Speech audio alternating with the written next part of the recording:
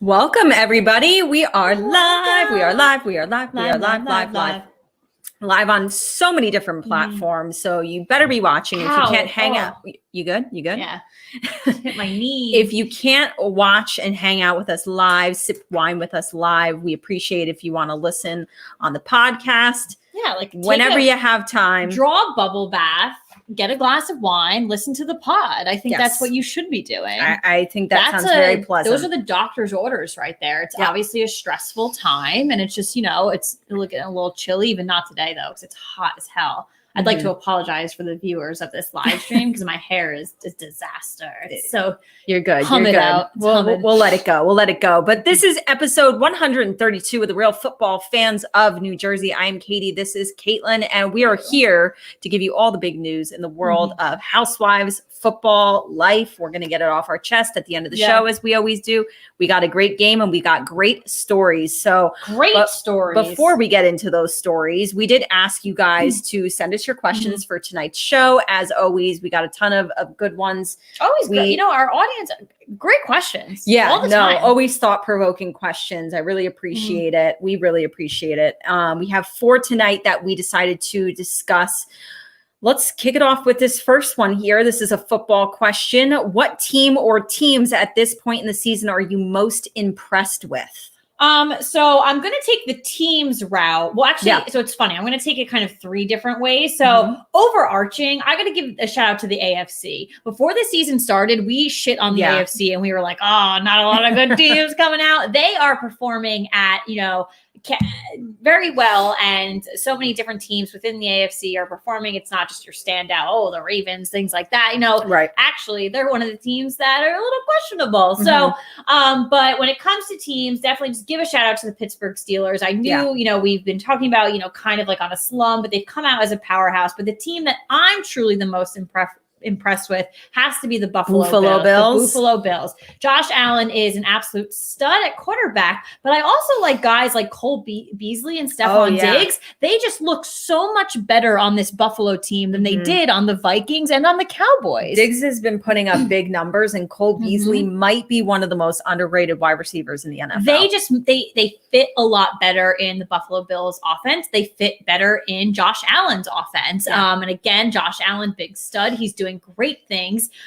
He's bulldozing through, defensive lines. He's launching rockets. He's doing things. He's making plays. And I'm just very impressed. I said the Bills were going to go to the AFC Championship, and I'm going to stay with that. And I think that they can actually go to the Super Bowl. They could definitely make a run for sure.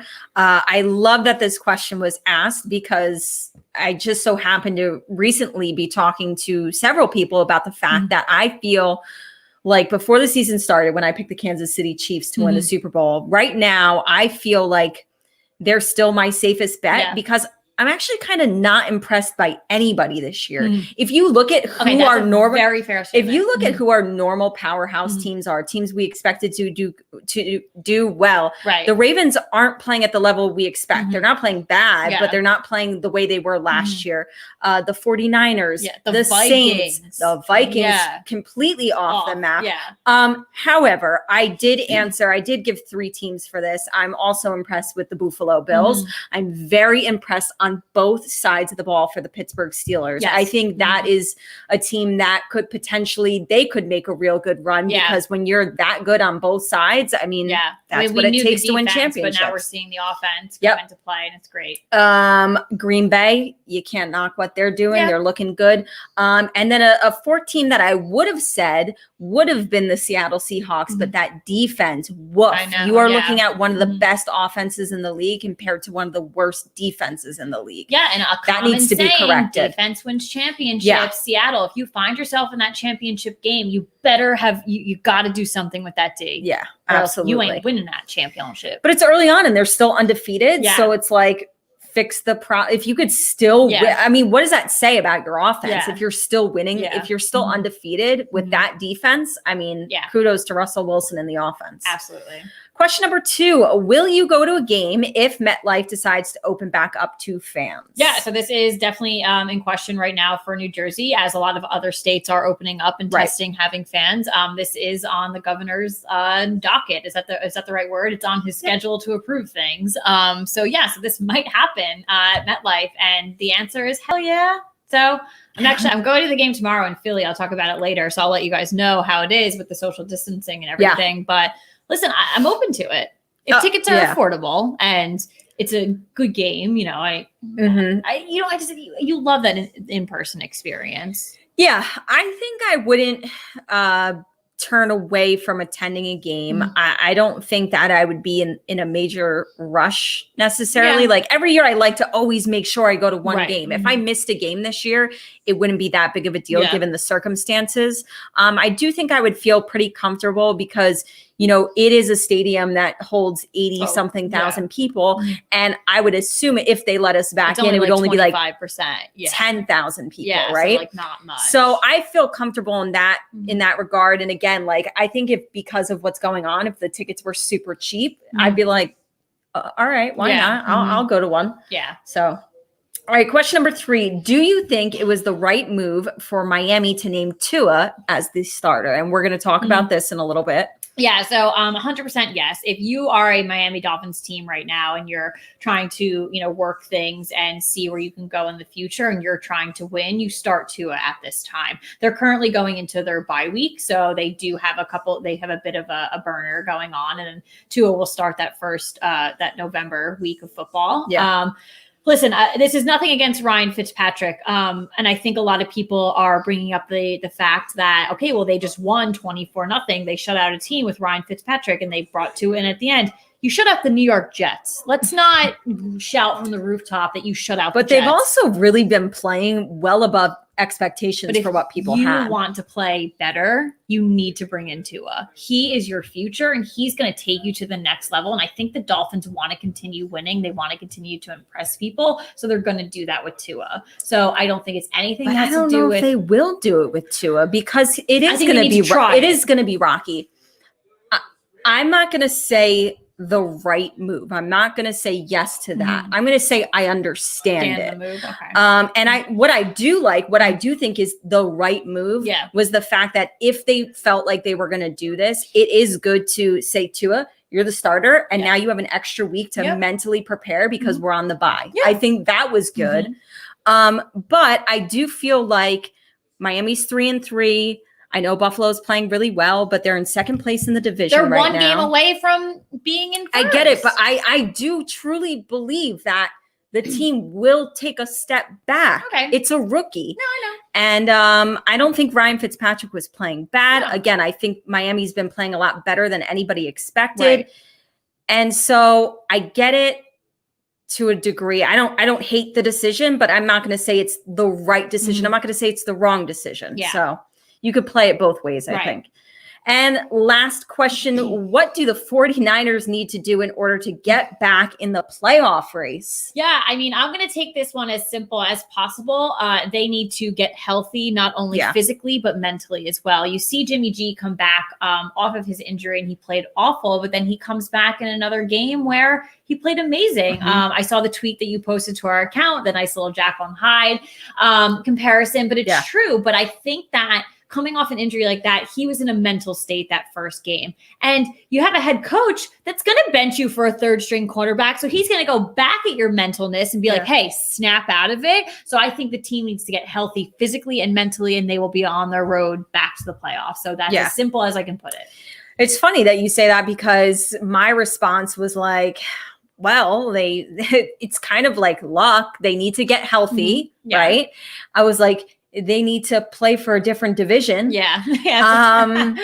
And Jimmy G needs to play like he did in this past game. But when you see other guys come back too, like when we're looking at Kittle, Deebo Samuel, you got to look at these guys like coming back off injuries too. Like they're playing great.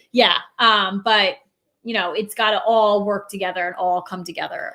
Listen, the injuries happen early in the season. They happen during that really easy stretch of the 49ers schedule. Now things are going to get tough, but you are getting your guys back and you need to make that push because, that division, unfortunately, that would be the easiest response. Right. Get out of that division. It's the best division in football, but that's not possible. So don't join ours, but get out. Get healthy, and it is going to come down to Jimmy G because that's what held them back last year, I think.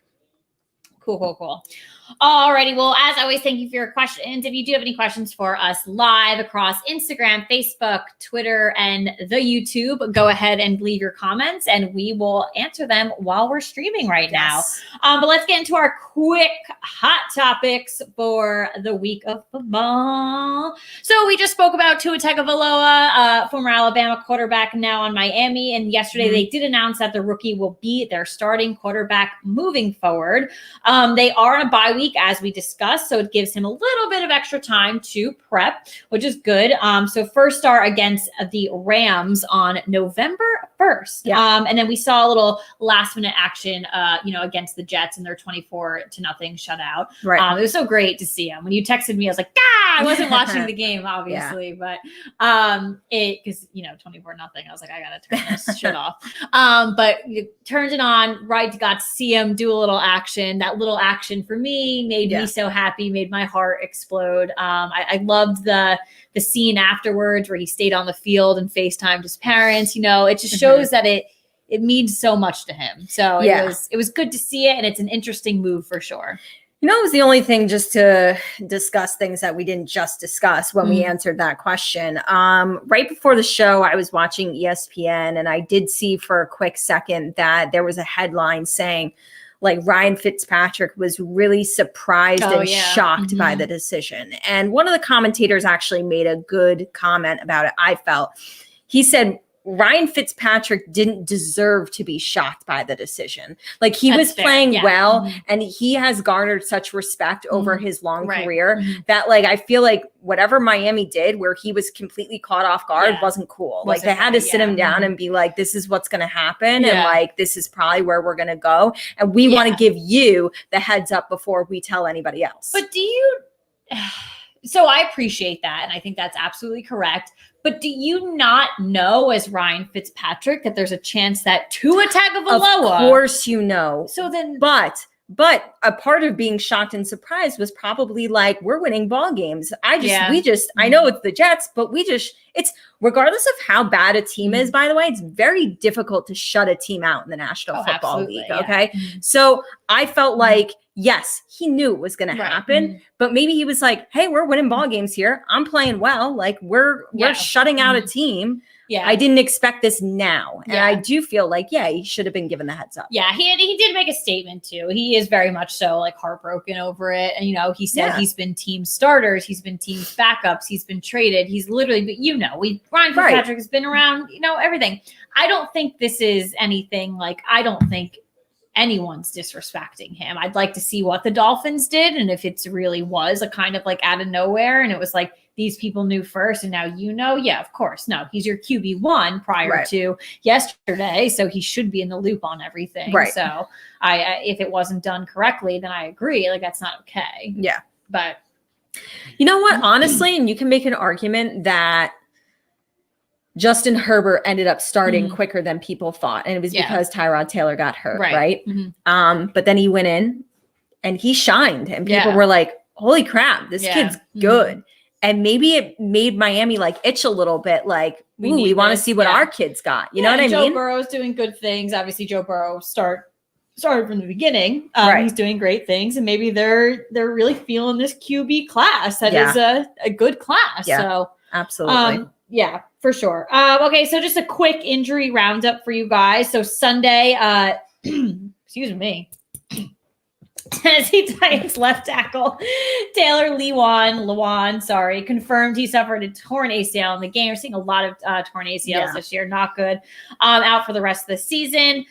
Sunday also was reported that Pittsburgh linebacker Devin Bush would be out for the rest of the season after, again, torn ACL. And then Monday, San Francisco head coach Kyle Shanahan announced that running back Raheem Mostert Mostert. Sorry.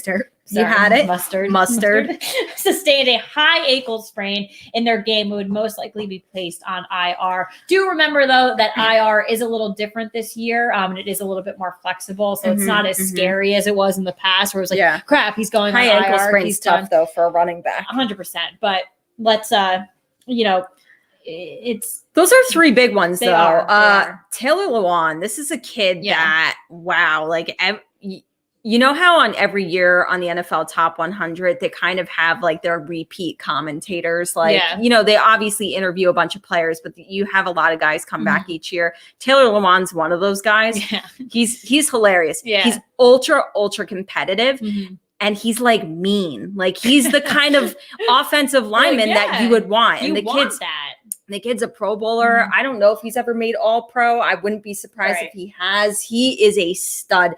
I would love to have him on the New York Giants. Anybody would love to have him. And that's a huge loss for a Tennessee Titans team that finds themselves undefeated and as one of the strongest teams in the NFL and the AFC. That's a big time loss. With a quarterback with Ryan Tannehill doing great and also with Derrick Henry putting up monster numbers too. You can't really afford to put a dent in your offensive line that's making these two players it's talent that's making these two players stand out, but you also need your protection. Yeah. So Pittsburgh Steelers, another undefeated team, but that's a huge loss. Your linebacker on the defense, that's your quarterback of the defense. Devin Bush, a young guy, but he's an impact player immediately. Your defense is what is shining. We're saying that we're seeing the offensive unfold, and it's not like, they're finally unfolding. It's just everything's kind of connecting. We knew going into the season the defense was strong. Yeah. So again, very similar to my comment with Tennessee, the defense can't really afford that right now because of everything that they're doing. So it's always interesting to see too with big hits like this, how is the team going to adapt real quick? And are you going to see that missing person? Think about the Saints. Michael Thomas goes out for a couple of weeks. We saw it. I think these are three guys that when you take away their presence, it's going to be felt. Raheem Mostert, as I said, Cole Beasley, I think is one of the really underrated wide receivers in the league. I think Raheem Mostert is one of the really underrated running backs in the league. And I'm sure he was taken very late in people's fantasy drafts. I think he's a stud. He's also one of the fastest running backs in the league. I don't know what his 40 time has been, but when that kid has the ball, it's like lightning. It's lightning. And he is definitely a bright spot for that 49ers team. And again, suffering injuries in San Francisco. And these guys just got to get healthy and put it together, because if you can't do it sooner rather than later, like teams like Seattle, who are 5-0, and a team like the Cardinals, who are 4-1, 4-2, like eventually they're going to get too far ahead and you're not going to be able to catch up. All right, well, let's get into our week 6 thoughts. A lot of things happened, as they always do in the world of football every week. Crazy, crazy things. So let's talk about what happened in week 6. My upset pick. Oh, what a letdown. I had the Bengals to upset the Indianapolis Colts. They were winning 21-0. I was like, got this in the bag. Indianapolis ended up beating the Bengals 31-27. Third co-host barking after trailing by those 21 points. That was very annoying. Very upset about that one. Cincinnati, honestly, I have to say, they have been in every game that they have played. I don't think there's any game that they were not competitive in. So what I'm seeing from Joe Burrow and this team, I'm still impressed by, despite the record. The Falcons and the Giants both picking up their first wins of the season. I didn't think this moment would come, but it came. Be happy. It came, Katie. And listen, these were 2 games where it's like, if you're going to do it, now's the time, because Atlanta beat up on a team in the Minnesota Vikings, who I don't know what's happening with them, but they won 40-23, and the Giants defeated the Washington football team 20-19. But a close division game, as you would expect. They played the Cowboys close. This was a close one, so we'll see what they do. A lot of highlights, obviously. I do want to shout out the incredible Danny Dimes for having his phenomenal sneak play that fooled the cameraman alongside all of America. But I want to shout out the defense too, because they've really been playing so much better than anybody could have ever expected. That pick six at the end really closed it, and it was. And then to stop them when they were going for two at the end to win the game. I mean, is there anything bigger than that? No. Like that solidifies the win. So I think, and I think the record really kind of, people will look at the Giants and be like, they're trash and all this stuff. But listen, time after time, the team is aggressive. And I actually heard this on Get Up this morning. People do kind of laugh when it's like, let's talk about the NFC East. Yeah. But as they were comparing the Cowboys to the Eagles, because obviously everyone thinks that's the race for first right now, they did shine on the Giants. And they were like, listen, like as much as their record sucks, they've been competitive in all the games they've had. Washington has a great defense. The Giants have a great defense. It's just things. And right now the Cowboys have an atrocious defense. Yeah. So it's like, where I think the best argument that, people were making though is that the Eagles will most likely come out on top though, because they think they have the best quarterback in Carson Wentz. I disagree, but they also think too with the veteran head coach, it's just, that's kind of how the structure is. So I think it makes sense if you're looking at numbers on, paper. Do you see that over there? There's someone like shining a light and like wandering around. I see it outside, spooking me out. Spooky season. All I kept thinking when like the Giants won too was like how, obviously the really bad records in the NFC. So NFC East. So when the Giants won that and you're still technically in the race to win it, I was just thinking like when they won, it's like the New York Giants have entered the chat. Like, you know what I mean? Like, hey, we're a part of the conversation now. It's funny. I read my Facebook memories like every morning, and it's like they always show you like what you posted like 6 years ago or something. Yeah. And it was I think like 5 or 6 years ago, the Giants went like they were 1-6. They just won their first game, and everyone was like on the road to the Super Bowl. Oh, here he comes, Tucker. He's still smelling your boots. He smells the doggo. Okay, so this was an interesting one. This one kind of caught me off guard. I don't know about you, but during the Cleveland Browns game, quarterback Baker Mayfield was benched in the team's 38-7 loss against the Steelers. Now we have praised the Steelers. We've said it on the show just now, but I didn't expect them to lose 38-7. No, absolutely. I mean, that's a blowout. And you always talk about how the AFC North plays really close, no matter who's good, who's bad, whatever. The Steelers have like won like a gazillion games against them though. So. Case Keenum came in after Baker. He was the backup quarterback. That's not a bad option at backup quarterback. Of course not. I didn't know. I had to ask you when I found out he was benched, like, who's coming in? It's always a shocker these days. I know. You never remember. Unless it's your own team, you have no idea. Well, it's like not even before Dak went down. I forgot about Andy Dalton. When the team took the field, I was like, holy crap, the Giants Andy Dalton. Like that kind of worked out. Like it's just kind of who's going to go in now. And we've seen a lot of that in 7 games so far. Now, the whole discussion about Baker being benched is he was not completely healthy going into the game. So everybody's going to question. I think he's still questionable for this week. Did it have to do with not being 100%? What was it? Baker in his interviews was like, no, I felt fine, because that's what they're going to say. But he went 10 for 18 for 119 yards, a touchdown, and 2 interceptions. He did not look good. I was surprised by the benching, because this is a Cleveland Browns team that has a winning record. They're still winning games. So it was an interesting move. Yeah. The New York Jets, 0-6 for the second time in franchise history. The last time this happened was 1996. They are the only team left. How does Adam Gase still have a job? I cannot fathom that. I really can't. Like literally the Texans and the Falcons went on to light up the world after firing their coaches and their GMs. Like even my dad made a comment. He was like, you always see a team just spark after moves like that are made. You're 100% doing it at the end of the season. Just do it now, because it's really bad right now. Like you lost Le'Veon Bell. Sam Darnold's not playing. Joe Flacco is playing. Who even knows what's going on there? Like you have Frank Gore as your old man Gore as your top running back. Like, come on. They got to move on.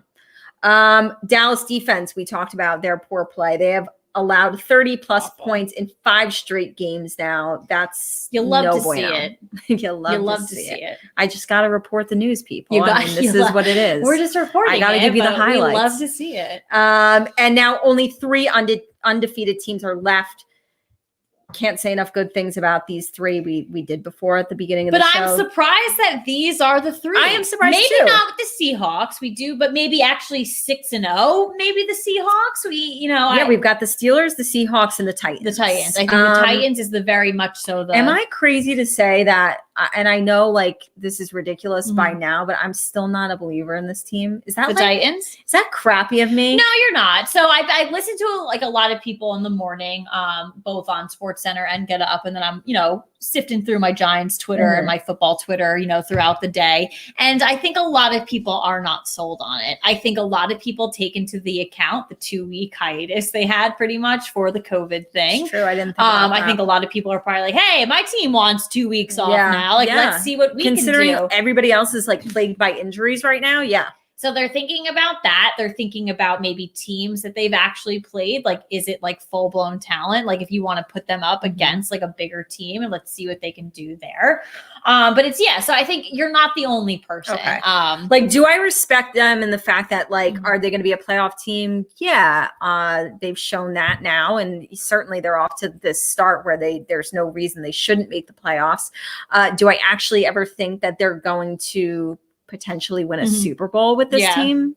No. And I guess hand in hand it goes with, is it crappy of me that I'm still not a believer in Ryan Tannehill? Oh, I don't think anyone is. I'm not. I wanted them to keep Marcus Mariota. Yeah. Well, I always thought that was surprising, but yeah.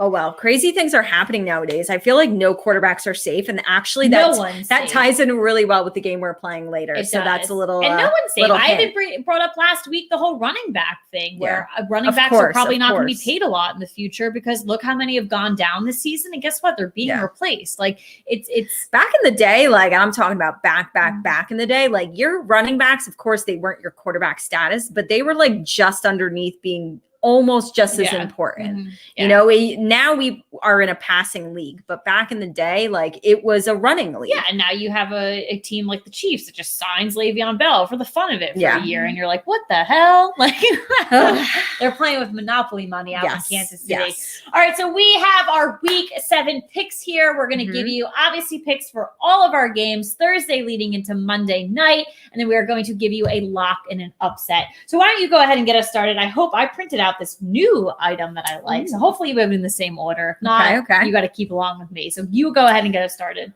All right. I am going with the Philadelphia Eagles, the Pittsburgh Steelers. We're in the right order, I think. Okay. The Pittsburgh Steelers, the Washington football team. We are not in the order. the Buffalo Bills, the Saints, the Packers, the Browns, the Falcons, the Seahawks, the Chargers, the 49ers, the Chiefs, the Buccaneers, and the Rams. My lock, I feel pretty good about this one. Buffalo over the New York Jets.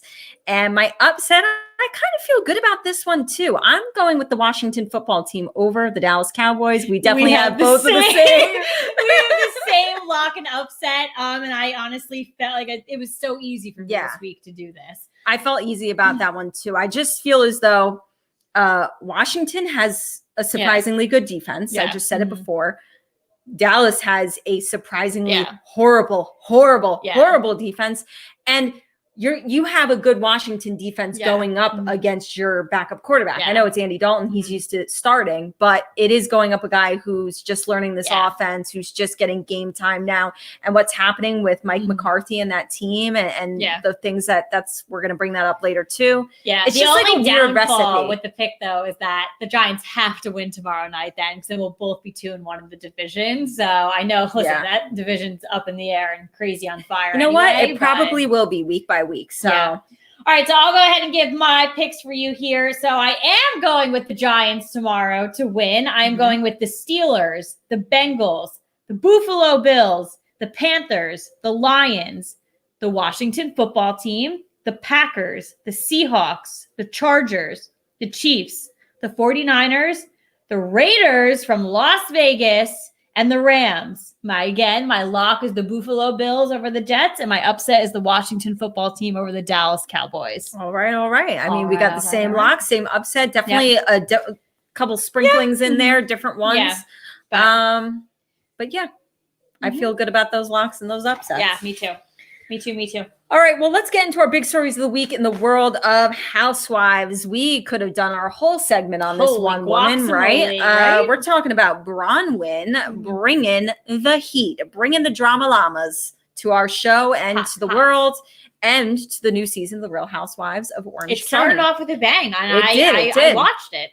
So and of course, one episode I watched. Give us your thoughts and everything like that. But let's specifically talk about the bombshell that Braunwyn dropped on last week's premiere, admitting on camera that she is an alcoholic. This was kind of coming after drinking nonstop during a trip to Miami. That was like the most eye-opening commentary I've ever heard in my life. And that was that trip to Miami was when they were celebrating Kelly Dodd's now husband Rick's birthday. The women had previously specifically Emily had called her out on her drinking last season and were concerned about it. I feel like that it's like a running theme across franchises. Somebody like maybe drinking too much and the women expressing their concerns. Well, the thing with Emily, so I did watch the first episode, prior to Braunwyn, I always call her Braunwyn, admitting that she was an alcoholic and she was, going to do something about it. When I heard Emily's commentary, though, is when she was out to dinner with her husband, Shane. I hate him. And she was complaining that every time they get together, like, she is drinking, she is drunk, like, can't have a normal conversation with her and doing things. And I'm not saying you need to revolve your life around, but these women, all they do is go out to dinner, go to events, all this stuff. If you want to have a real conversation with someone, you want to really have a heart-to-heart, get together at your home, go for a hike, go to a spin class, do something like that. Like, I'm not saying it's okay for Braunwyn to go out and get hammered at every single event and do all this stuff. But these women have they could like to go out and drink.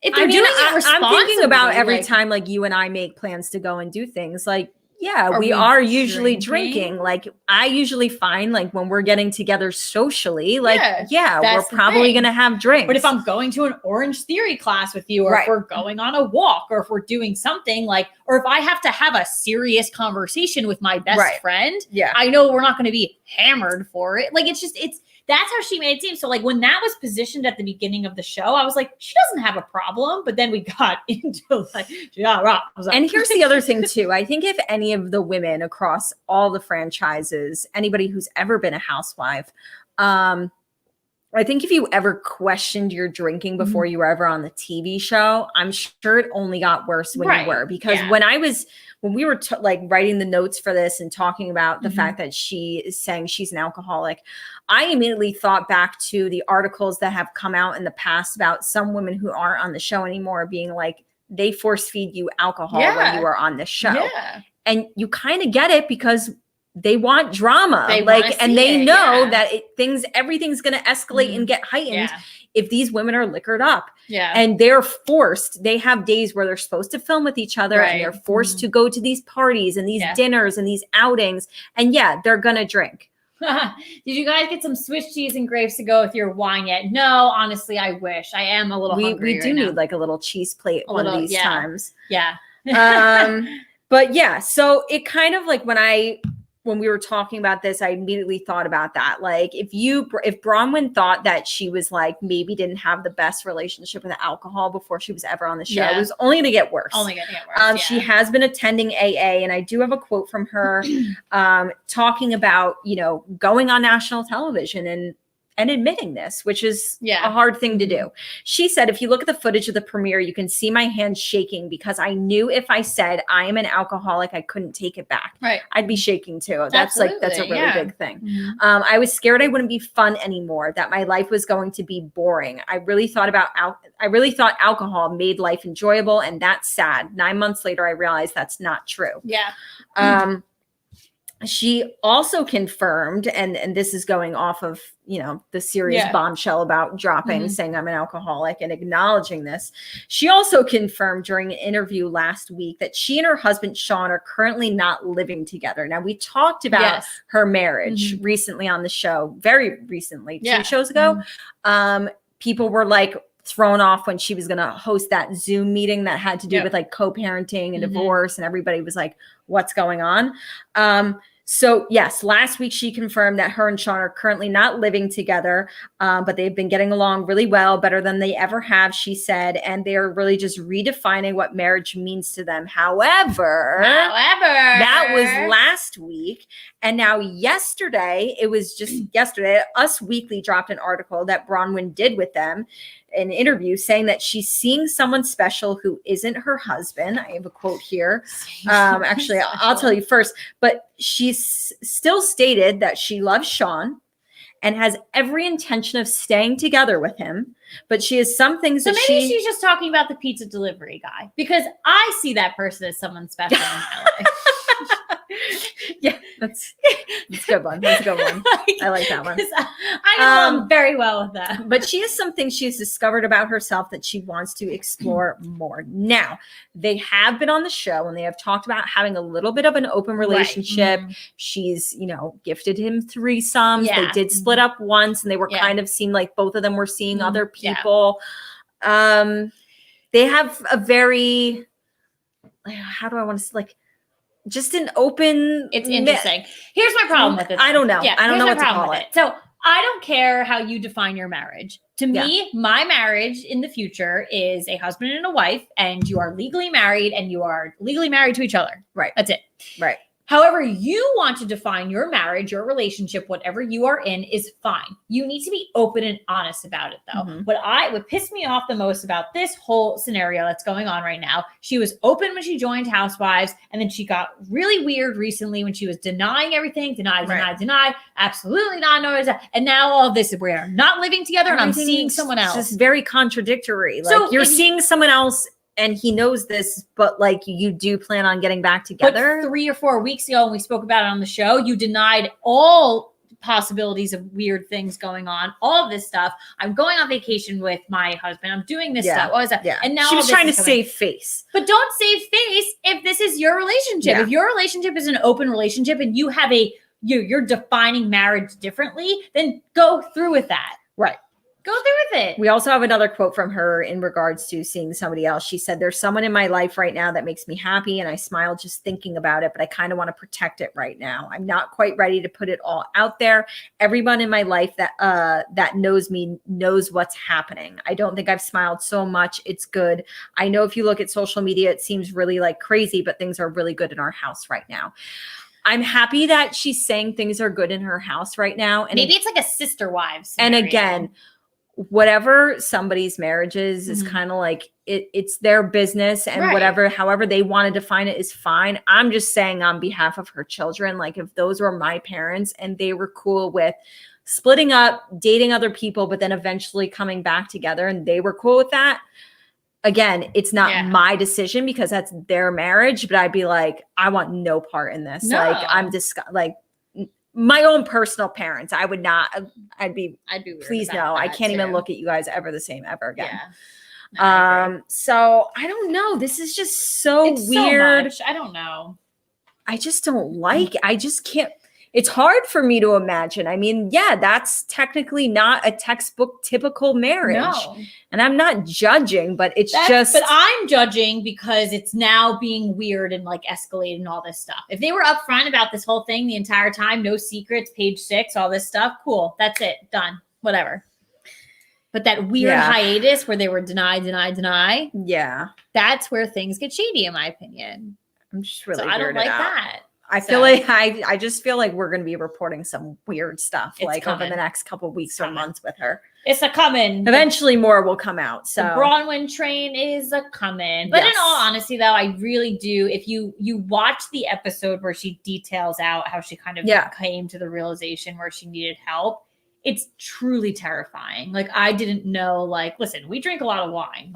There's no question there. But to know that she was on a 4-day binger where she did not stop, for 4 days. So and, I've been on vacations with my friends. Yeah. There's moments where you're not drinking. Yeah. She did not stop and she had to keep going. You know what? Hiding it, Like it was just, but you know what, one of the biggest blessings, I know it's really tough for people who are on TV that, yeah, you do have to sign up to share everything about your life, and you're going to be scrutinized, and people are going to leave mean comments, and people are going to say this and say that, whatever. I do think one of the positives that anybody who's ever been on reality TV can take away from it is not just your drinking habits, but any kind of bad behavior that you are not aware of. And then you could sit on your couch and watch it and be like, wow, I don't like that about myself, or wow, I was really wrong. Like even if it's just a fight and you can look back and watch it and be like, ooh, I need to apologize. Like, I think that's one of the best things that people who are on reality TV can take away from that. And there's no doubt in my mind that maybe if she was never on Housewives, maybe she wouldn't escalate further with her drinking, but she also maybe have never really sat down and like admitted it and recognized it and did anything about it. Yeah, no, absolutely, for sure. Alrighty, so into our second topic of the week for Housewives. So we have a little teaser for you. For the and we need a teaser. I know. We haven't heard diddly poop. I know.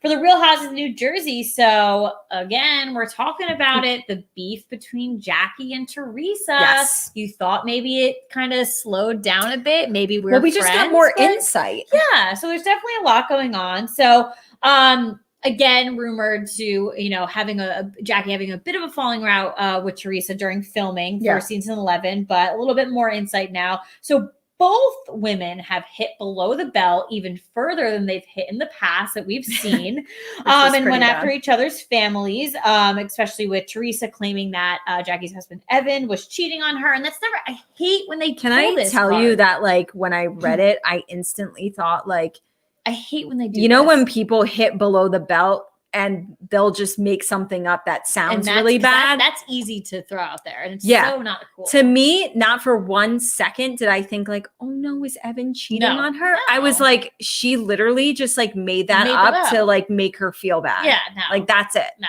I don't believe that. And that's one of those things. It's such an easy thing to say. And it could really like, even if it's not true, that could really damage someone. So unfair to Jackie, but so unfair to Evan. Yeah. Like imagine if someone said that to you and you were the person that did not do anything wrong. I would literally like kill someone. I'd be like, okay, no. But like, how are you going to prove that you're right? It's it's not cool. Like, listen, it's so awful. I'd sue for defamation. Oh, absolutely. Bring in the lawyers.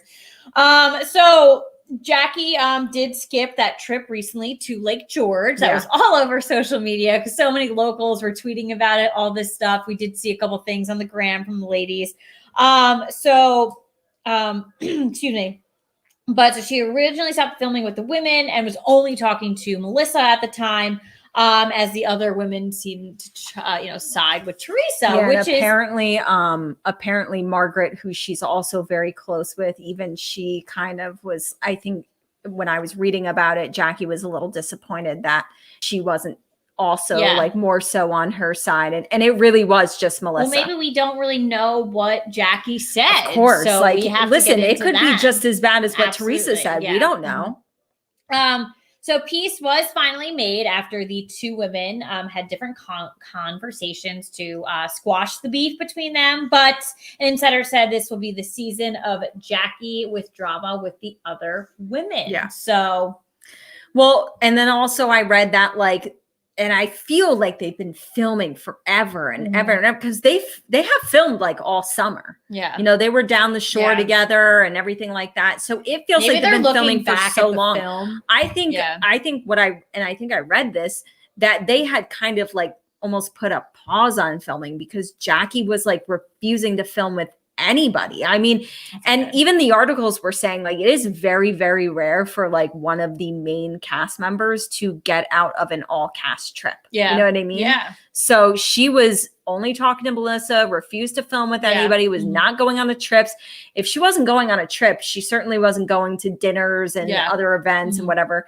But it does feel like they've been filming New Jersey forever. Yeah. And I just have a feeling that they like looked back on like trips to like the shore and they were probably like, shit, we can't use this. These women were not social distancing. Like, holy crap. Like, because think about it. So Orange County right now, we're watching all the film that prior to March, like that heavy spot of things that were going on. We're looking at like, we're in like January right now.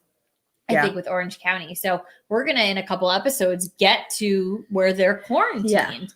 And we're going to see it like in real time. So I just have a feeling that producers for New Jersey, you know, in the summer, things did start to open up a little bit. You know, things were a little bit more relaxed, you know, getting new rules and regulations. I just have a feeling they started looking back at film and they were like, we can't really use this. So reality television is so interesting right now because a lot of the shows that are airing right now you are seeing coronavirus stories, right? But then this is also a weird time in reality TV of like certain shows that you love, like you might be waiting for them to come out because they didn't get to start filming in time or whatever, or had to take pauses. So this is like a really crazy time in reality. Well, it's TV. definitely interesting. I mean, like I'm like a huge like Bachelor buff. I'm not really, the Bachelorette it started. I haven't, you know, caught up on it yet, but that's one of the most interesting things because, you know, they're usually all together in one house, but they're literally just together for a couple months. So they had to quarantine alone first and then all got together. I've been hearing that. And they're not, so it's a very different season apparently, because they can't even go out and do events. Same thing with the MTV, the challenge. They're either just finishing filming or currently filming, whatever. And I read that the challengers like had to, if you were going to be on the show, you had to quarantine for 2 weeks before like you all got together and you started filming for this. So it is a weird time in television. It's a weird time in the world and everybody's really just adjusting. Yes. All right, let's get into our game for the night. This is a great one. It is football related. I feel like it definitely ties into a lot that we've been talking about in this show so far. The game is called To Be or Not To Be. That is the question. We are going to take a look at some of the current NFL starting quarterbacks and say whether we think their team should. We have three options here to choose from. Should the teams weigh their options when it comes to the quarterback position, commit to that starting quarterback that they currently have, or move on from them as their starter after the season is over? Now that could mean they trade them. That could mean that they draft a rookie who's going to take their place and they're going to be a backup, or just get them off the roster altogether, whatever, be done with them. So we have a lot of names here. I mean, we just said it, the quarterback position, you're not safe. Nobody is safe anymore. When I keep saying the year of the QB, that's not a positive thing. It could be a completely negative thing or a questionable thing, or, you know, there's some positives. You look at our young QB studs out there. It is literally the year of the QB though. And it's so much that's going on. So we have a bunch of guys here on this list. And again, we're going to say weigh their options, commit, or move on. Let's start with a veteran quarterback on this list with the Atlanta Falcons, a struggling Atlanta Falcons team. Maybe Matt Ryan's to blame. Maybe he's not. But let's discuss him. What are you saying for Matt Ryan? So I don't think I'm ready to move on from Matt Ryan, because I think that it's hard to look at the Falcons and see all the talent and wonder what the hell is going on. Do they need a complete facelift? Like, what's going on there? I'm going to go with weigh your options here. And I want to weigh options because you got to look at the teams in the past year or so. Look at the Patriots, look at the New York Giants, you know, look at the Carolina Panthers. All moving on from veteran quarterbacks. Obviously, Eli Manning made his decision to retire, but then you're looking at a Panthers team but he was also Daniel Jones, even when he was still playing, got brought in. But then you're looking at the Patriots and you're looking at the Panthers, who made big decisions like, hey, like, we're actually going to move on from our veteran quarterbacks. So I think it's worth looking around for them, you know, just weighing your options. But I don't know if they made a drastic decision to, you know, fire Dan Quinn and their general manager, but I just don't know if another drastic decision like getting rid of Matt Ryan will push it forward. But I did hear some rumors today that actually they're very interested in trading Matt Ryan and Julio Jones before the trade deadline, and that's wild and crazy kids, in my opinion. That is. I'm not agreeing with that, but that is what is the rumor on the street that I heard prior to the show when I was filling this out. And I was like, you know what? I'm not going to entertain that rumor. But I did hear it. Okay. All right. I'm going to commit to Matt Ryan. It is Matt Ryan. I don't want people to forget, like, he's got a great resume. And like you said, a couple of those guys that you just named that are no longer with their teams, they had great resumes too. Yeah. But this is almost more so the fact that he did sign a 5-year deal in 2018. He will not be a free agent until 2024. Mm-hmm. It's a long time from now. Yeah. I think Atlanta just needs to ride it out with him. And maybe if you continue to not play well and you have a really low draft pick, maybe over these next couple seasons while Matt Ryan's still playing on his contract, maybe it's a situation where you do draft somebody to be his replacement, but it's eventually like a slow process to bring that guy actually in. Yeah. So for now, and again, this game is what are we doing after the end of this season? Yeah. I'm still sticking with Matt. Well, Ryan. hey, listen, think about this. Before we went into the NFL draft last year, it was, entering into the draft, it was Joe Burrow, quarterback, stuff. We didn't really start learning about the other guys. And if you watch college football, there's a difference between watching college football and understanding QB situation as opposed to entering the NFL draft season where you really start learning about these guys and understanding the numbers, all this stuff. So as we entered draft season, we did start learning about all these other guys that are making impacts right now. Right. So right now, everyone's just focused on Trevor Lawrence. If you're looking at an NFL Falcons team, there could be other guys that we're going to be learning about more and more and more as we approach, which could be their route to take. So and to me, that's weighing. And again, I said, like, if you're going to have these poor records and you're going to have low draft picks, eventually, you are going to pick up his replacement. Yeah. All right, next one on the list, we're going to the NFC East. We're going with the Philadelphia Eagles and Carson Wentz. Oh, I mean, listen, for me, move on. That's what I'm saying. But I, really looking down and looking at the numbers, looking at his contract, kind of looking at his surroundings, looking at his coaching staff, his players. I'm not fully committing to him. I think they need to weigh their options.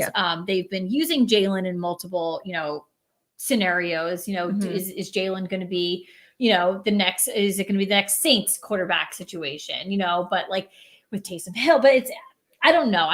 To me, Carson Wentz has never been the future for the Philadelphia Eagles, but I don't think they move on after this season. Because first of all, I don't think they can move on after this season contract wise, but I just, they need to look around. They need to understand the future. Carson Wentz, I'm not committing. Carson Wentz was the future of this team, though. He was their franchise quarterback, and he showed many signs of that. But injuries have plagued him. There's no denying that. No. I'm going to weigh my options on this one because I do believe at the end of the season, I still think he's your guy. However, the only thing that I will say is that as much as you said, they're sprinkling Jalen in. And I don't think, no offense, I don't think Jalen Hurts is the future of the Philadelphia Eagles. None taken. But I will say I would like to see them use him more than they already are right now because Carson Wentz, he's not making it happen. Listen, I feel like Jalen Hurts. I feel like Jalen Hurts is a phenomenal weapon for them to completely throw defenses off. And at this point, like there's nothing that gets me more excited watching a Giants game than when I see trickery. Like there's no more trickery that you can use than if you have a Taysom Hill or Jalen Hurts. People will never know what's coming. Let's see what's use him happen. more. And honestly, tomorrow night, if the Philadelphia Eagles lose to the New York Giants, like I know I picked the Giants, but like if you lose to the Giants, like the hell do you have to lose for the rest of the freaking season? Just come on, like let's see what Jalen has. Yeah. All right. This is an interesting one. It is. We're going with the San Francisco 49ers with Jimmy Garoppolo. Now, the other week we did see him get benched for their third string quarterback.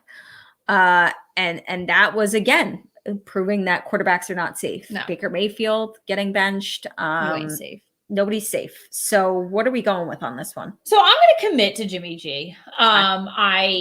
I don't think last season was a fluke and it was like, oh, wow. It was, I don't think that was the case. I think the 49ers are a very strong team. Okay. I think they're hitting a slum. They're hitting that Super Bowl hangover. And I think it was as simple as before. You just got to get healthy. And I think in the case for Jimmy G, in a lot of people, you got to get healthy physically and mentally. Yeah. I think that Kyle Shanahan is, maybe he shouldn't jump the gun real quick to be like, all right, I'm going to bench you real quick. But maybe that's a smart decision as a coach. Like, listen, get your head in the game. Like, let's go. They weren't going to win, clearly. So it's not like if we pulled, Jimmy G, it's going to ruin the game. They were losing by a lot anyway. So I think he made that decision to, yes, kind of be like, listen, snap out of it. I don't think he's going to do that again, essentially. So it's not one of those waffle back and forth between quarterbacks. So I think they just do. I think he is good for this team. So I'm just going to commit to him. So I want to commit to him and I'm close to committing to him, but I'm going to weigh my options just because of this. I don't want the 49ers. Well, I shouldn't say they're not my team, but I'm just saying, like, you would hate to see San Francisco waste their prime years of being a really good, competitive enough to make the Super Bowl last year, because you're great on really both sides of the ball. And I feel like Jimmy G is the one holding them back. Like, kind of. That's a fair comment. Yeah. You don't want San Fran to miss their prime years with Jimmy G. Like, if somebody else could come in and take them over the top. Yeah. So here's my thing. He's also still good enough to commit to. Maybe you try to trade him, because there's plenty of teams out there that would still take Jimmy G. We're going to talk about a couple teams. Yeah. And you have to look at all scenarios in this game. Should they draft somebody? Could they potentially trade this guy and get a good deal out of it? What's their contract look like? Yeah. I think I'm close to committing, but if you could trade him and make something work. It all depends what the deal is, in my opinion. Of course. Okay, Baker Mayfield, just talked about him getting benched last week with the Cleveland Browns. What are we doing with this man? So as much as the 49ers benching was kind of like to get Jimmy G to snap out of it, the Baker benching was well-deserved, and it just, I am ready to move on. Baker was terrible last year. Terrible. He's been okay this year, but he was terrible last year. You can't come off of a terrible season and just be okay. Like, you were the number one draft pick, and then have a shit game last week. Like, not even just like a bad game, like a really, really shitty game. I am ready to move on. You have Nick Chubb, you have Odell, you have Jarvis. Like, you have the weapons, man. The Cleveland Browns need to move on for Baker Mayfield. It's set in stone for me. I could not be swayed any other way. And it's time to move on from Baker. Let's see if I could sway you. I'm weighing my options. Only because he is still playing on that rookie contract. So they're paying him the bare minimum right now. And he's playing like the bare minimum. So he has 1 year left after this season on that rookie contract. So that's nice if you can have a lot of because a lot of teams throw all of their money at their quarterback. You've got an okay quarterback who's playing at the bare minimum. Stick with him for 1 more year at least. 1 more year. When the past couple games, though, all that's been putting up is everyone else around him. What if you got someone that could? But their record's good right now, so maybe they won't get. There's no real. By the way, I just want to say there's no real good free agent quarterbacks coming out onto the market in 2021. So let's say that. They're 4-2 right now. So that's a good record. They're not really, I don't know if they're going to get a low draft pick. Okay. So pay him the bare minimum, let him play 1 more year, and then think about what you're going to do in 2022. I'm weighing my options. All right. Cam Newton with his new team, the New England Patriots. I think it was a 1 year deal that he signed. It is a 1 year deal. What do you want to do after this season? Listen, I'm not fully listen, put aside the fact that he contracted the coronavirus. That was, that sucked that he couldn't play in the one game. But, the Patriots just aren't looking the same. I don't think Tom Brady was everything and anything to them. You had literally the best coach in the NFL. So what the hell is going on in New England? I'm still going to weigh my options though, because it is a 1 year deal. Could you keep Cam on for another year and try to figure out what you're going to do long-term? He isn't your long-term answer, but for me, it could be easy to move on, but I'm going to weigh my options here. Okay. I'm going to move on from him. I'm going to say the most crazy thing of this whole game, of this whole show. I think they should move on from him. And I think that they should trade him mid-season. And this ties into one of these other quarterbacks we're going to talk about in a little bit. Trade him to the Washington football team. Wow. Reunite him with Ron Rivera.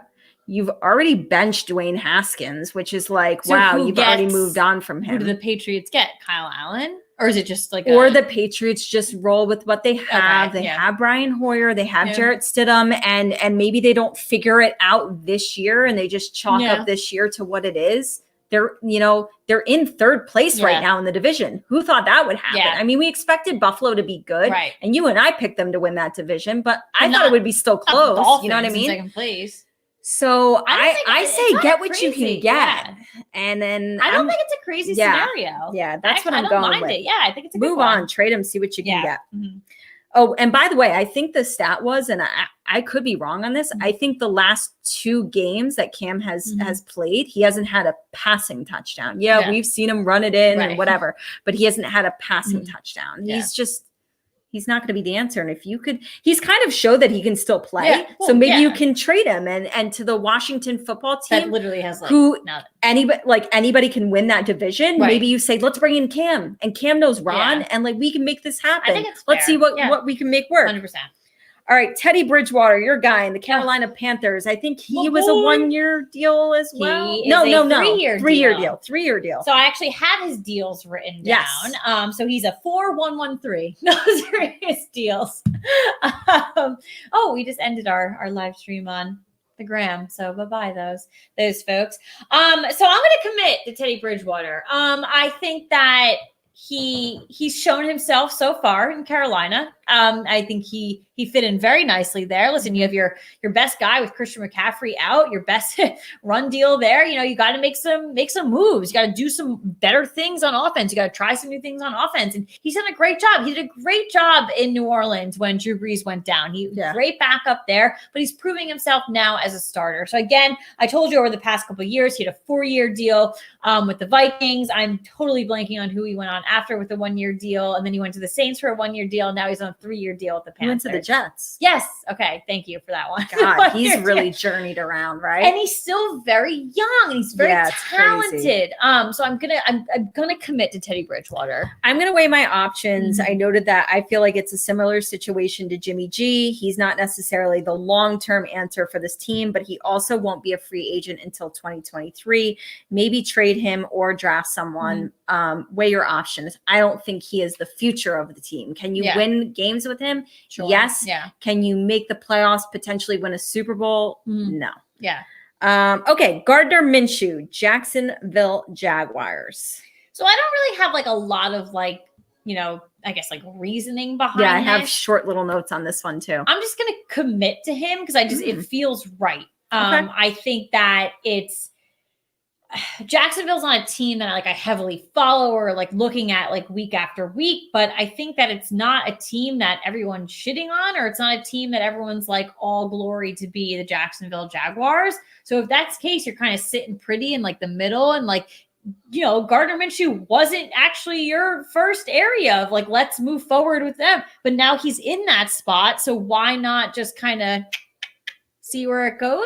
Commit? See? I don't know. I'm actually moving on. Wow. And you and I are fans of Gardner. We really are. I'm moving on just because I do feel as though Jacksonville will be in the position to draft somebody. Okay. I think they're going to be in the lower end. And actually, I think some of these teams that are going to be in the lower end, the Falcons who have Matt Ryan, like the Giants who just drafted Daniel Jones.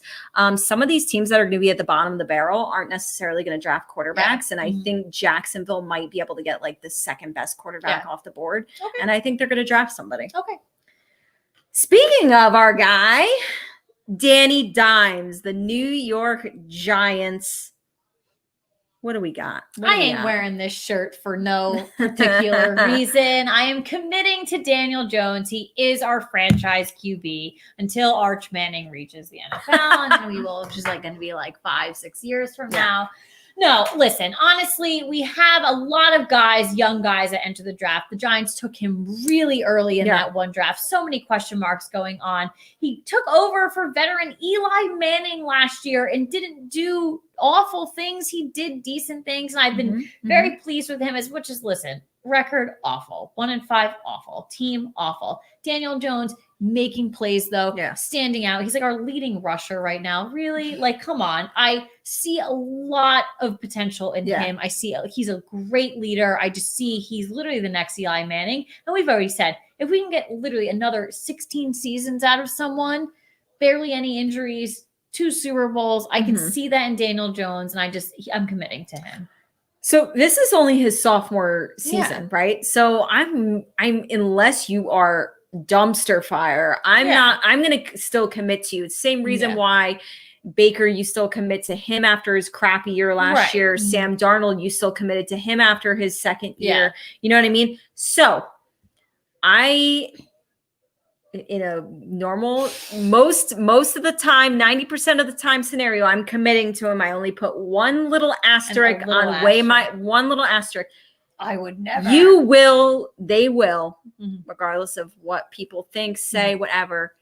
There's no way, little baby asterisk, if they were to have the number 1 draft pick, they would have to at least weigh the options and make a decision. I think they would absolutely, but I would go after what I can get for Trevor Lawrence. And I'm not disagreeing with you. Tossing at me. Not even disagreeing with you. Teams tossing but at me? You have to sit down and be like, are we going to go that route or are we going to draft this absolutely. kid? We're not no one's stupid. Like no one's we're all professional. So that's my baby asterisk. Baby asterisk. Otherwise, I'm committing. Yes, of course. Sam Darnold, New York Jets.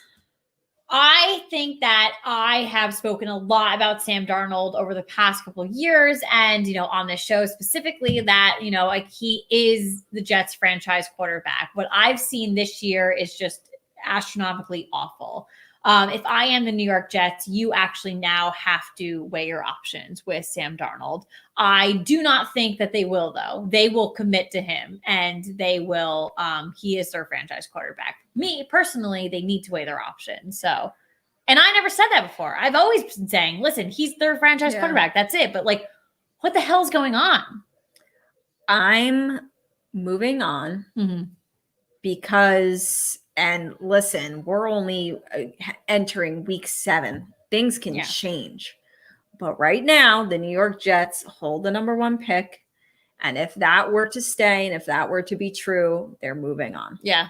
Well, I don't think anybody doubts that. Yeah. So because I believe that they right now have the number 1 pick, they're moving on.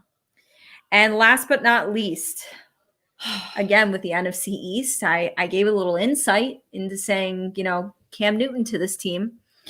Dwayne Haskins. Now the team is this is an asterisk on Dwayne Haskins because the team moved on at least for a week or two in benching him. But, he's interesting to talk about because, of course, he was drafted in the first round last year. What are you doing with Mr. Haskins? I'm trying to think of a song that's called Move On, but closing time to leave because you're really not that good. Remember when you laughed when the Giants picked Daniel I'll never forget it. And you look like an idiot. I know. Cut it.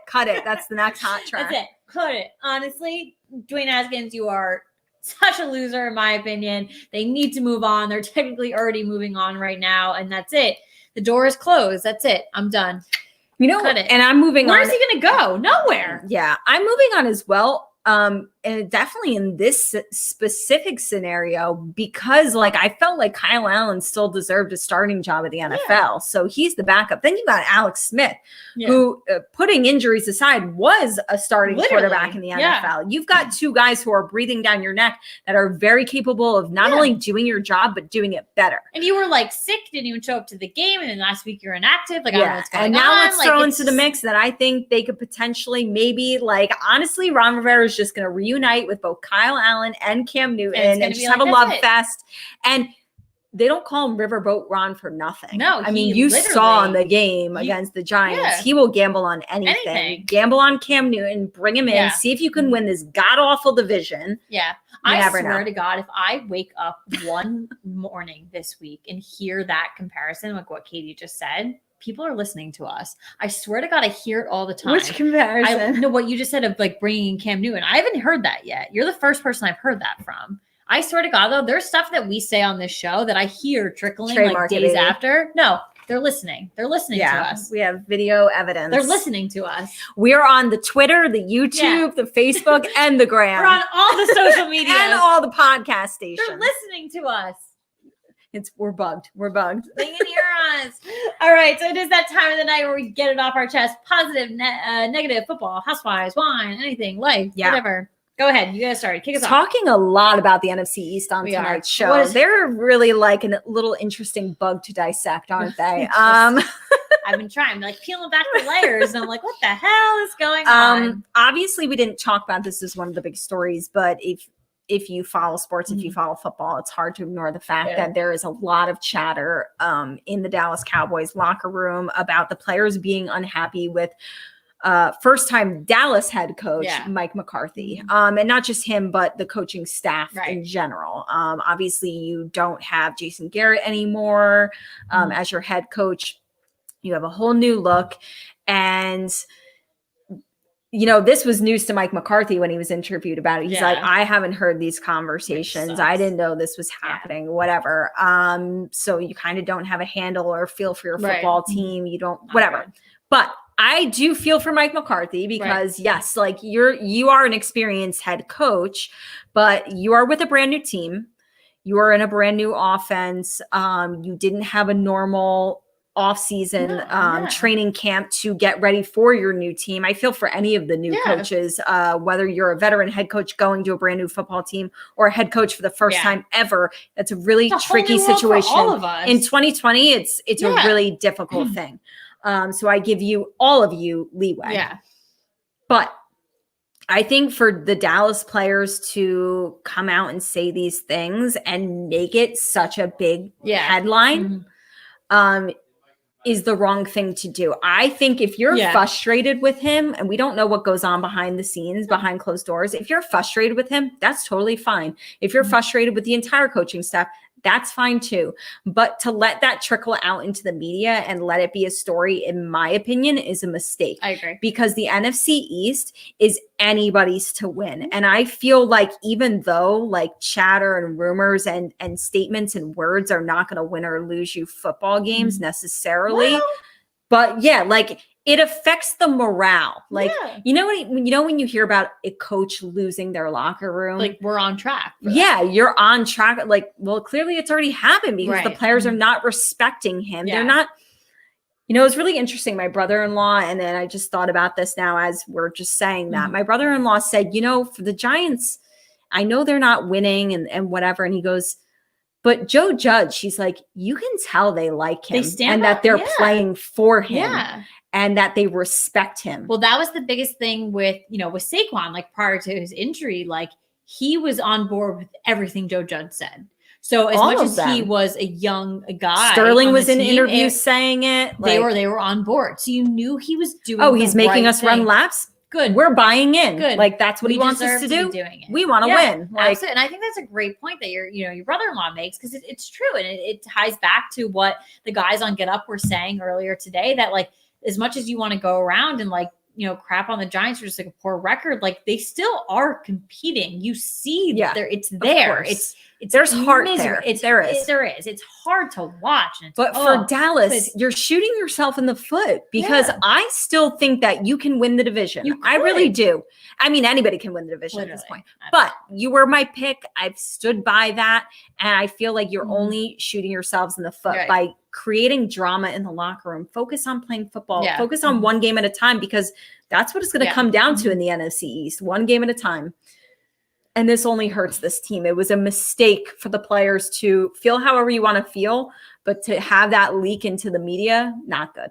Listen, you're having a bad couple of games. You just lost your star franchise quarterback. Right. Also give Mike McCarthy some slack on that one. You have a brand new coach. Like, can we blame the defensive coordinator? Your defense is atrocious. Why don't you start blaming each other? I mean, Mike McCarthy is an offensive minded head coach. But why don't you guys blame each other? You guys are playing awful. Yeah. You're playing awful. Yeah. You really want to stand behind Dak and this is for Dak and all this stuff? You guys did not show that one bit. Or don't blame anybody. Just band together and play for each other and try to be better every week. Yeah. I don't like that. It's Because then again, like you are essentially right now, you've lost the locker room. Yeah. Maybe the head coach didn't lose the locker room, but you as players did.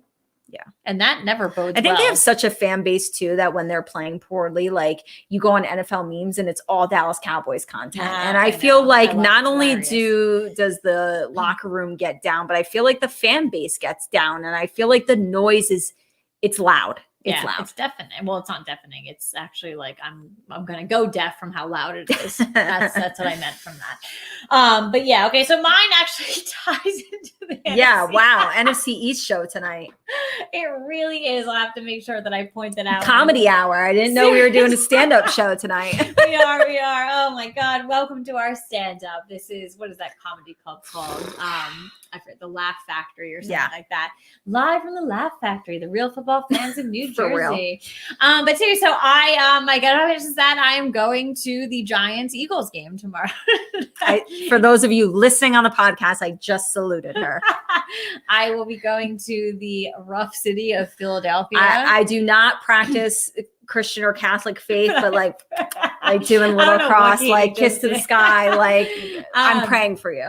So I am. I definitely will admit that this was my decision. Out on a whim. I was like, why don't I get tickets? My boyfriend obviously is an Eagles fan.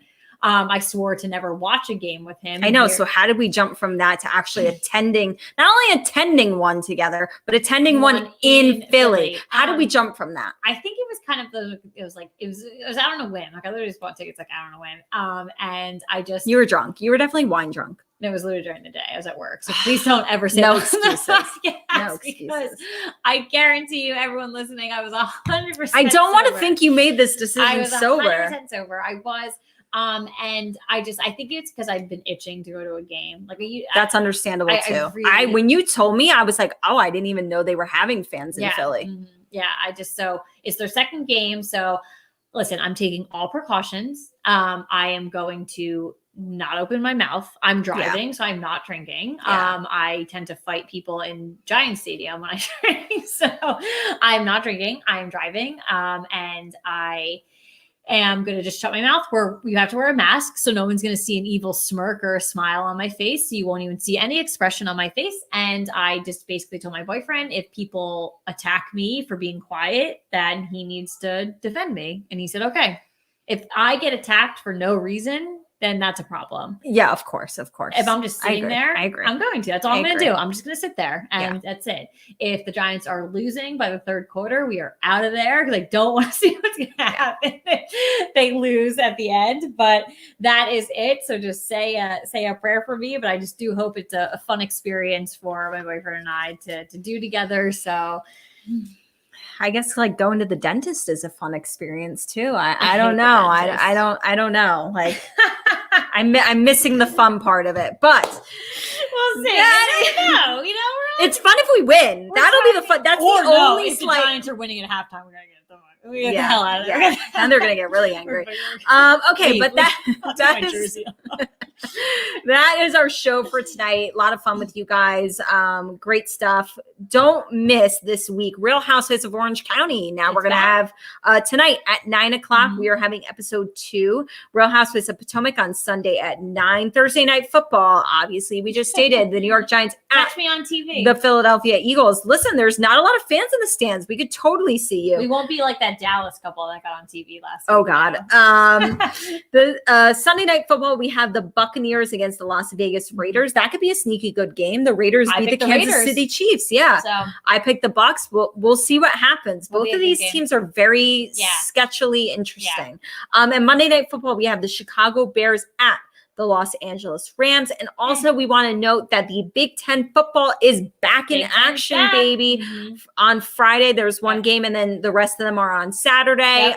Really happy to see these college football teams being able to get their seasons going. And hopefully for Alabama last week, whoop, whoop, over Georgia. Hopefully all college sports, fall, winter, spring. Yeah. I hope everybody gets to have their season. So I'm really happy for them, and good for college football fans.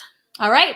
Well, thank you guys so much for joining us. Cheers. Have a lovely evening and a lovely football weekend. We'll catch you next week. Yes. Bye. Adios. Goodbye.